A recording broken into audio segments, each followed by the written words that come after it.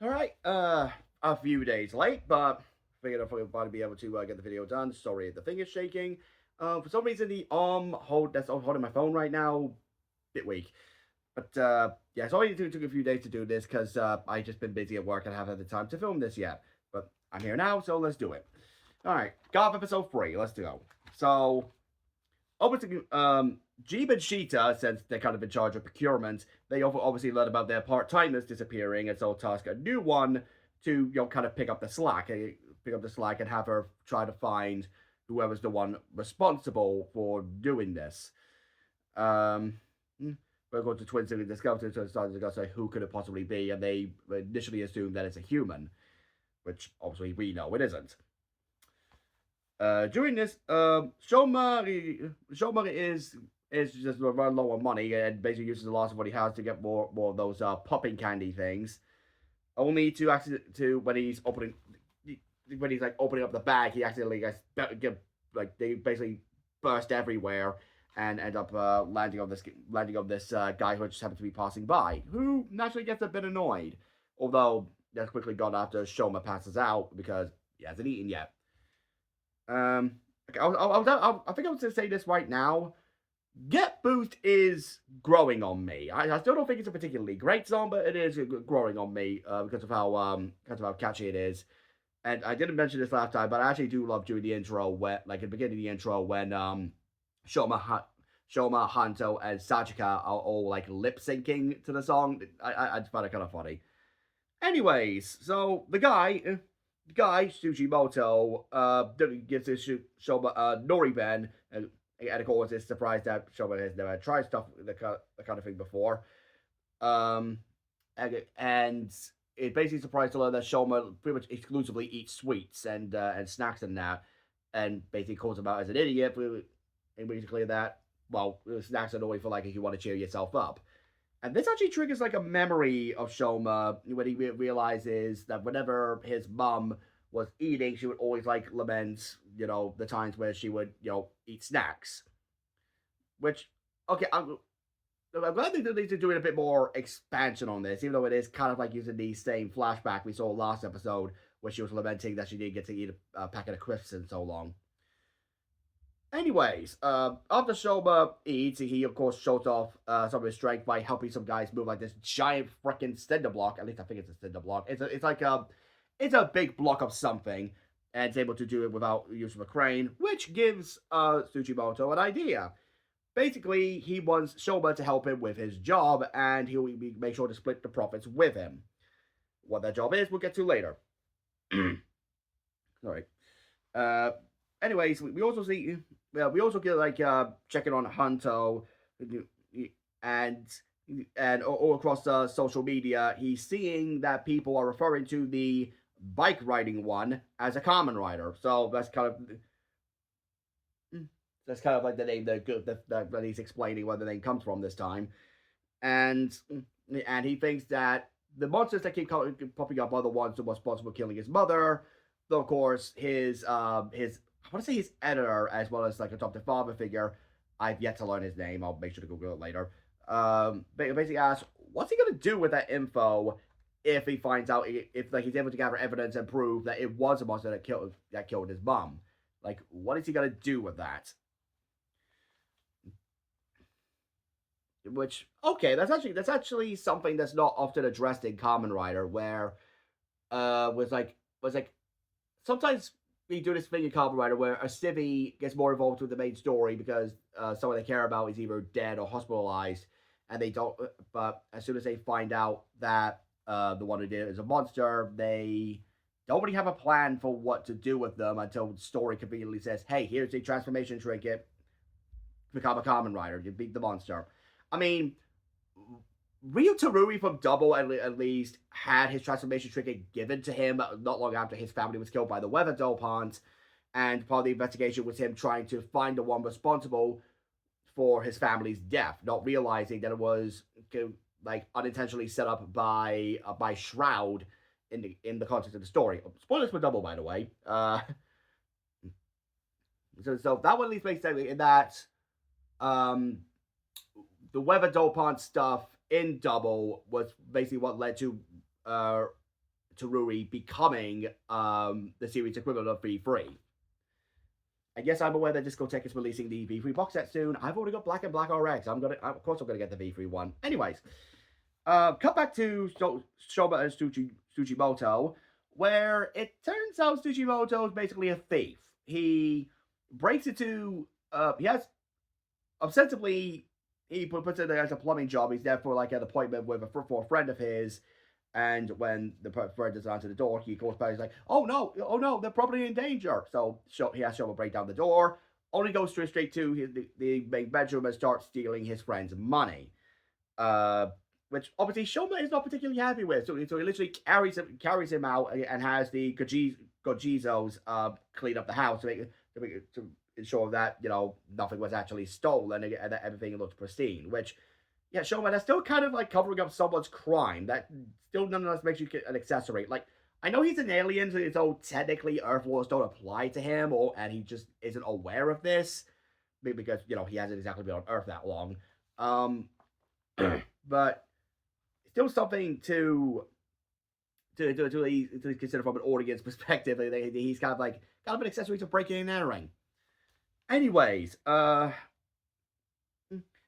this, apparently Hanto is already friends with Sachika. That goes to visit her. Well, okay, I say they're friends, but he basically denies that they're friends, saying that the two kind of like helped each other out once or twice. But Sachiko just still takes this as meaning that they're friends, which, okay, so with Sachiko's optimism and want for people to be happy, that does kind of make sense.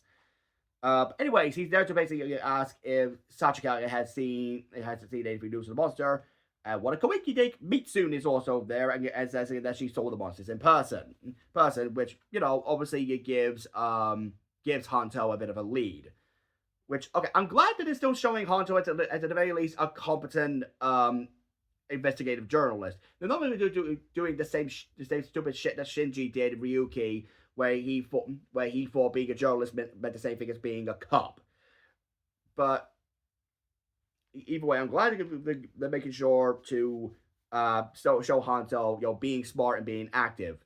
And it's actually watching these episodes, I realized I think Hanto's kind of meant to be like an XP of Hayato Ichimonji, because you got the investigative journalist looking into the main and kind of like looking into the main antagonist stuff of the series, and the fact that he also becomes a writer later on alongside our main hero. So yeah, there kind of is a bit of a parallel to Ichimonji from the original series. Anyways, back with Shoma, he basically learns that the reason Tsuchimoto was stealing from that house was, well, basically he fell on hard times himself, and this older bloke found him and basically gave him a job, despite the fact that his own business was not doing particularly well. So Tsuchimoto kind of feels like obligated to like help the guy out because of everything that he's done for him, which, okay, so it's a bit more of a morally ambiguous thing, to learn about, but it does kind of make sense that they at least do explain why he's stealing from people instead of saying I'm a greedy asshole.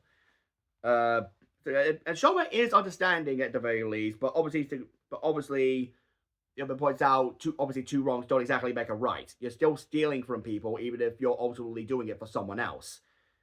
Which there's only so far across the line you can go before you just do something potentially worse. Of course, Tsuchimoto doesn't see that way. It's like, well, I fed you. Shouldn't you be helpful? Which, okay, dick thing to say, but again, desperate times, desperate measures. But it's not long after this that he ends up being captured by the Granules of the Week. And it's here that we learn from what's her name? Glotta. It's here that we learn from Glotta that apparently the happier a human is, kind of like the more savory and let's see, happier the victim. Yeah. This is what we're dominoes. Apparently, the happier the victim is, the more special spice the stomach family can extract from them. And okay, that's actually an interesting means of like doing the whole manipulate humans' happiness to get what we want thing that a lot of these villain factions do in this franchise. especially since more often than not they kind of like focus more on excuse me, they're more focused on what was it, people's using people's despair against them to manipulate to do what they want. Which that's like the MO of a lot of villain factions. Like I can count the Dopons in that. I can count the Greed in that. I can count Shocker in that. Technically, I can even count Destron. The Phantoms. The could the Zodiacs potentially count? Because the Zodiac's whole mission was basically trying to fight with like the most compatible user for the for the Astral switches. I don't know. I still need to actually finish rewatching Force. But yeah, this is something that a lot of villain factions do, where they basically use people's emotions against them in order to achieve their own end goal. But yeah, but doing it this way with them like trying to make a human more happy to make them more sweet, maybe more they extract the right amount of spices for the foods they're selling on their planet.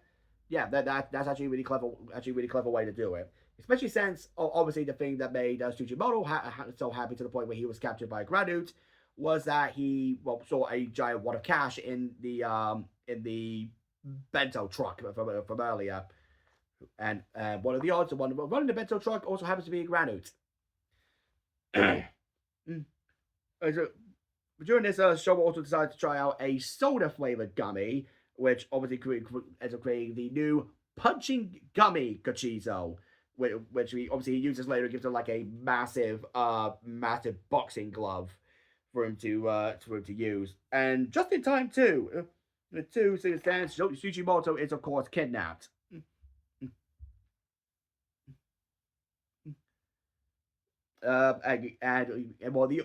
And this of course leads to the eventual fight between Gavv and the new Granute, which Gavv isn't doing well with because of the Granute having like stronger, more dense armor, and as well as a giant pair of spiked fists, which obviously knocked the shit out of Gavv's armor. Oh, excuse me. Of course, Hanto learned about this one. Learned that the Gavv is nearby and goes to record the whole fight, and of course is shocked. Sorry, I'm really burping on coffee today. It's of course so shocked to learn that obviously the monsters are real and that he didn't just imagine that his mom was killed by a monster when he was a kid. And it's true. And the fight is also being watched by a masked figure that happens to be working for Zeeb and Sheeta. And I'm gonna call this one now. That's Shoma's mom. Like I think Shoma's mom wasn't actually killed. She was kidnapped and brainwashed and used as basically like a scouting agent, basically. Wait, was it, actually no, that's not the right term. But basically espionage to keep an eye on things. And the fact that this suit, like I just realized it, the fact that the suit kind of like looks like a crow as well, kind of like I don't know, probably gives credence to that theory. Uh, nonetheless, the Gradu is of course destroyed thanks to the new punching gummy, and but while Shoma is looking, a pair of regular and white chocolate gochizos are taken by an unseen figure, and okay. I'm gonna guess it because it's like set up for Comrade Valen that we're gonna be getting later, and yes, Valen is it's gonna be Hanto's rider form. It's like we kind of already know this, like because of behind the scenes information. Uh, anyways, okay. Anyways, Hanto accosts Gavv after he saves Tsuchimoto, and of course asks if he's human. But all this is interrupted by a stranger coming in and getting into an argument.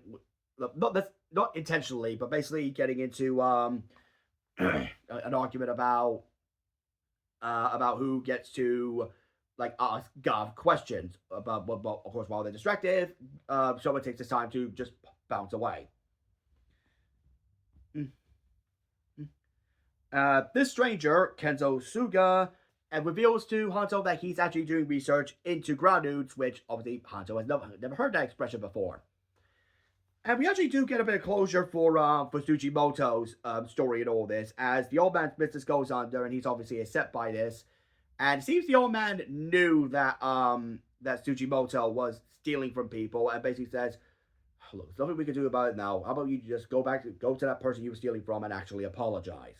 Which, yeah, that's not going to actually fix things up. That's not going to actually resolve all of this because he was still being a thief. And a lot of people take that personally. I should know. I work in a Lego store. We get shit stolen from us regularly. Anyways, and the episode ends with the twins finally getting a picture of Gavv mid fight, and of course recognizing the red Gavv on his waist.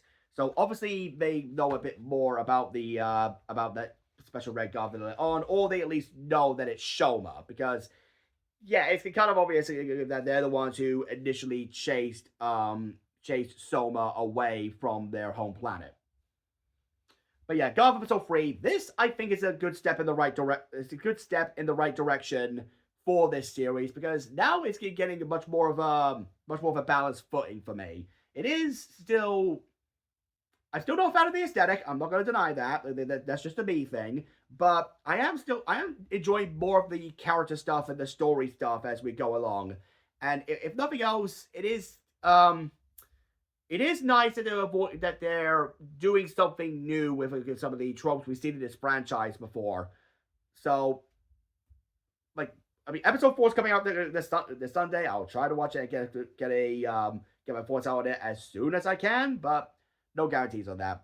I think actually, yeah, I'm definitely going to continue this series because I'm actually I do enjoy talking about Kamen Rider to people. Aside from that, I can't really think of anything else. Thanks for watching, guys. Yeah, not much else to add. See you next week.